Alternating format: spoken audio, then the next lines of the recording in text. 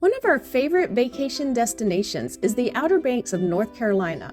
We recently spent a day in Nags Head, one of the most popular towns to visit in the Peninsula and Barrier Islands that make up the area known in abbreviated form as OBX. We woke up that morning in a nearby hotel and drove to Duck Donuts for some donuts and coffee. Duck Donuts was founded in the Outer Banks in the nearby town of Duck. You may have heard of Duck Donuts as the chain has grown in recent years with now about 130 stores spread across the U.S.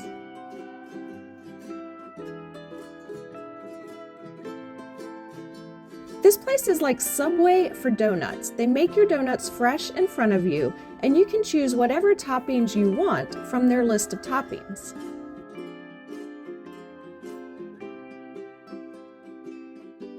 They don't have anywhere to sit and eat, so we drove with our coffee and 2 donuts, key lime and lemon with chocolate drizzle, to the nearby First Flight Adventure Park.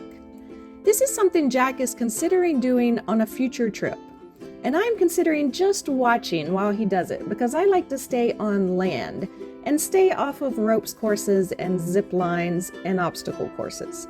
But he wanted to check it out, so we enjoyed watching as other people faced their fears 50 feet up in the air.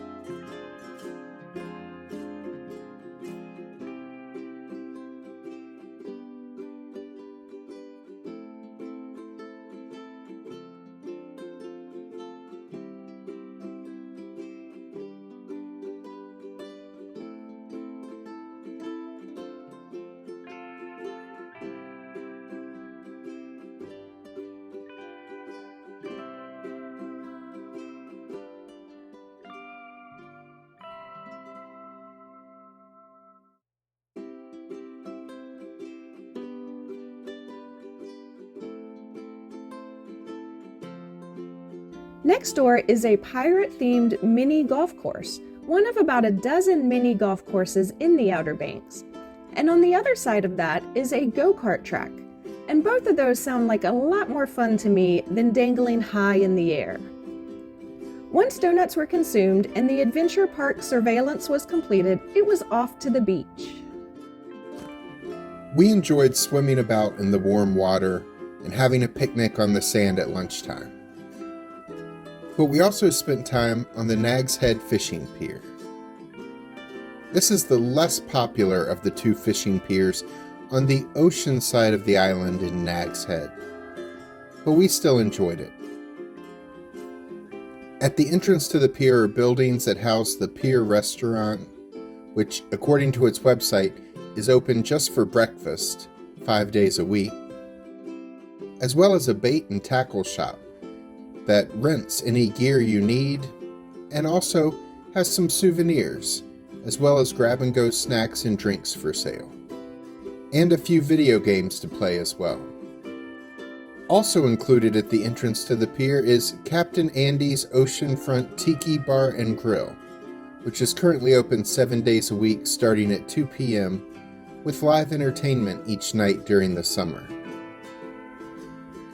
It costs $15 to fish for the day at the pier, and for those of us who just want to walk the pier and sightsee, the price is $3 per person.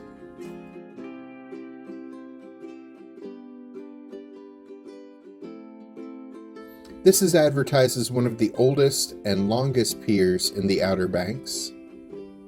It gave us great views of the water and the beach.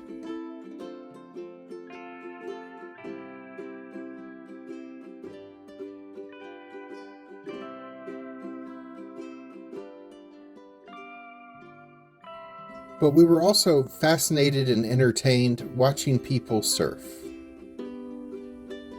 The town of Nags Head is a popular surfing spot, and there were more than a dozen surfers to the right of the pier, and then another group of about the same size on the left side of the pier. It looked like a lot of fun.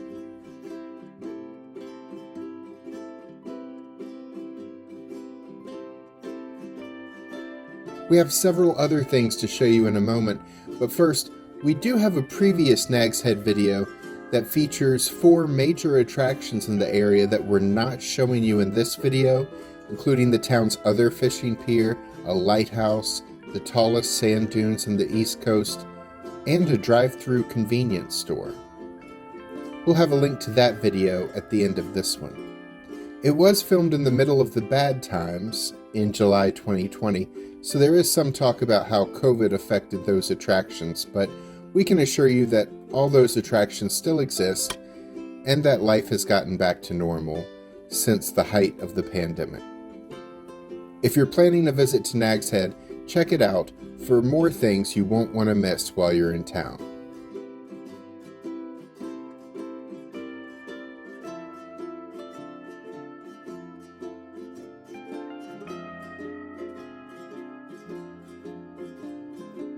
As we leave the pier, here we see the seating area for the tiki bar, which has great views of the water.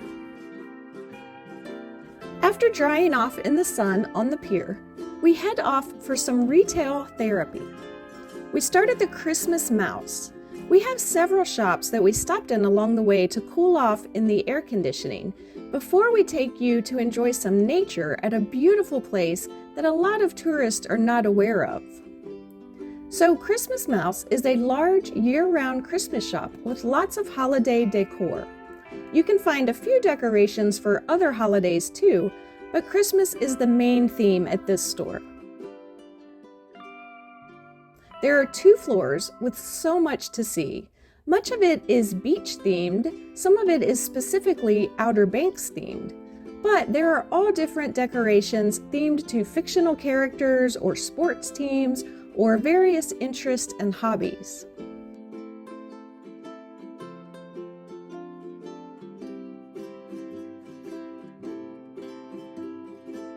There are 3 Christmas Mouse stores in the Outer Banks, but this one in Nags Head is the largest.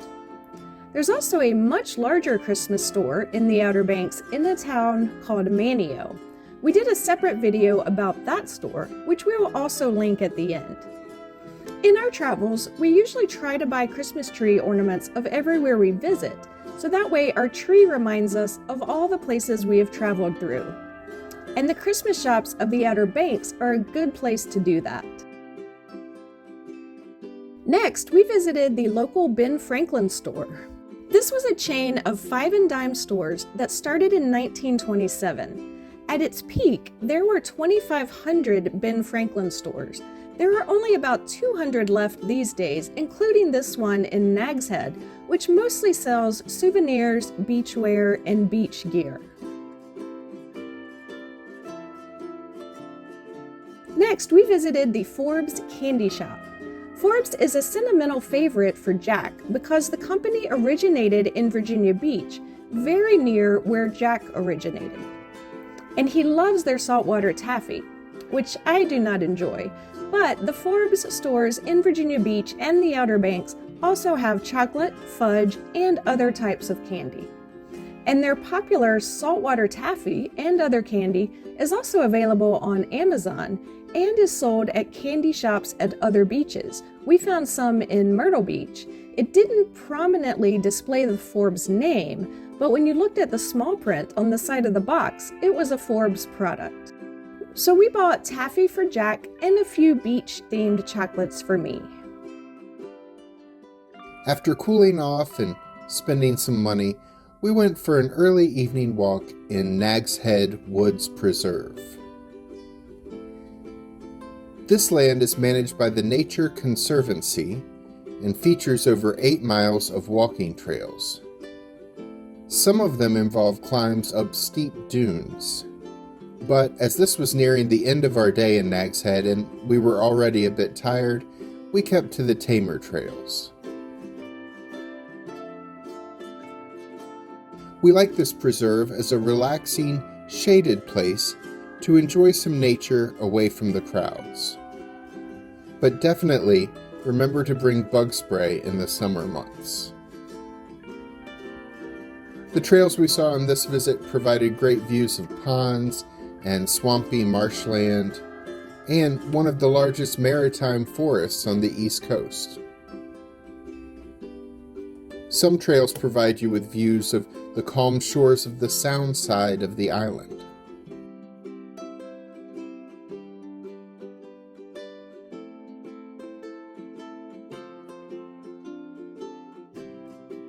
One of the trails we did was the ADA Trail, which is perfect for strollers or wheelchairs, as the entire trail is either on a cement walkway or wooden boardwalks.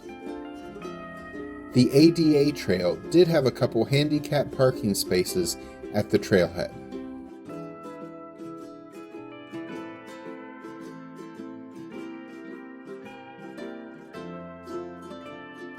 And the trail begins with the butterfly garden, where several butterflies were flitting about, but only one took time to pose for a picture.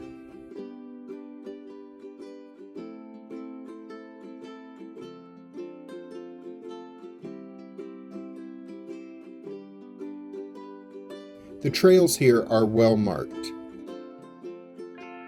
and one of them has a cultural history audio tour about the community of about 40 families who lived on this land in the Nags Head Woods community starting in the 1800s.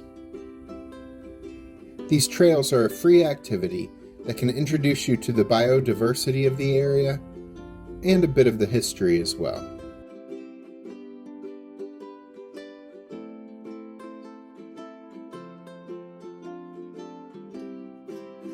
After walking the trails for an hour, we got in our car and began the road trip back to where we came from. We had a great day in Nags Head and really enjoyed being back in this lovely beach community. We spent the day before this sightseeing in another OBX town, Manio. Videos about what we saw there will be posted soon.